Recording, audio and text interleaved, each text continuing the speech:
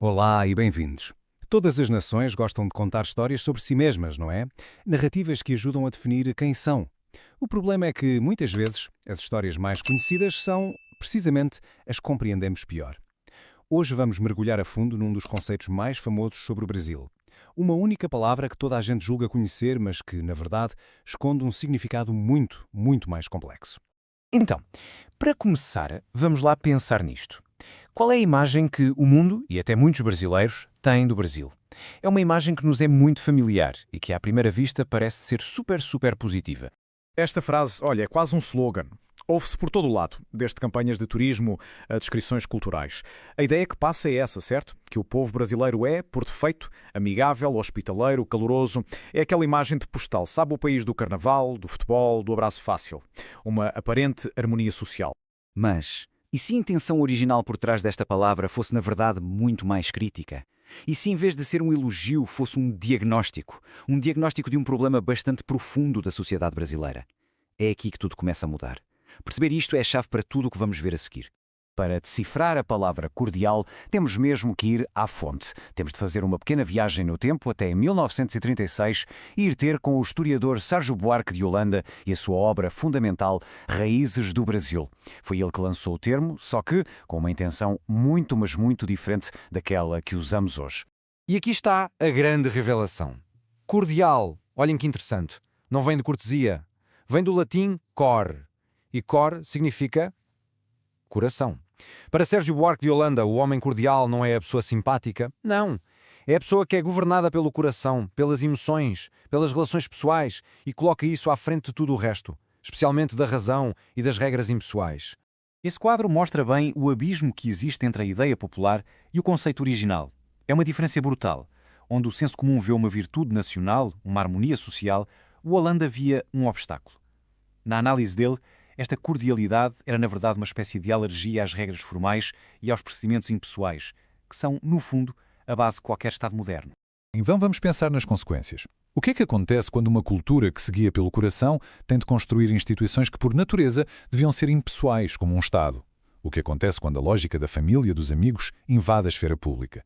Bem, as consequências são profundas e sentem-se até hoje. O raciocínio é quase uma bola de neve. Primeiro, as relações pessoais vêm em primeiro lugar, certo. Depois, a esfera pública, o que é de todos, começa a ser gerida como se fosse uma extensão da casa, da família.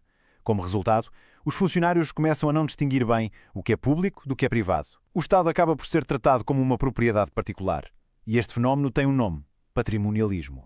E de onde é que isto vem? Para a Holanda, a raiz de tudo isto estava na família patriarcal, a unidade central da sociedade colonial brasileira. Pensemos nisto. O grande senhor de terras geria tudo. As suas propriedades, as pessoas, como se fossem bens privados. E este modelo de gestão foi basicamente o modelo que a elite usou para se relacionar com o poder público.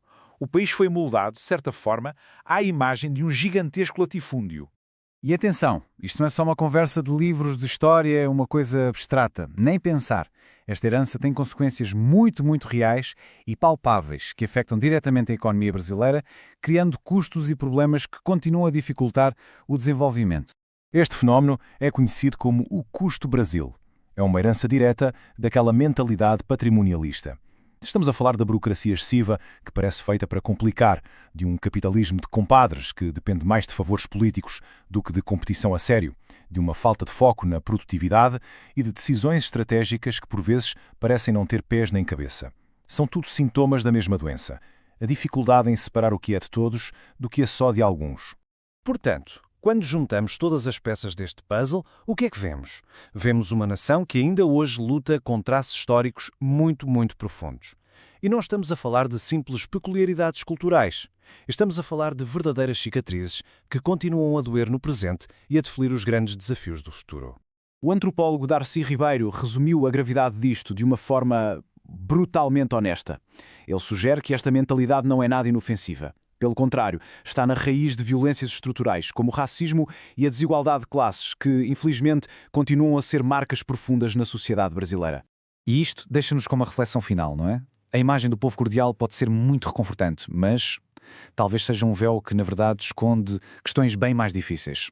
Talvez o verdadeiro desafio para o Brasil não seja ser cordial no sentido popular, mas sim aprender a ser impessoal, a valorizar a regra acima da relação, o interesse público acima do privado, para finalmente se conseguirem construir as bases de um futuro que seja, de facto, mais justo e eficiente para todos.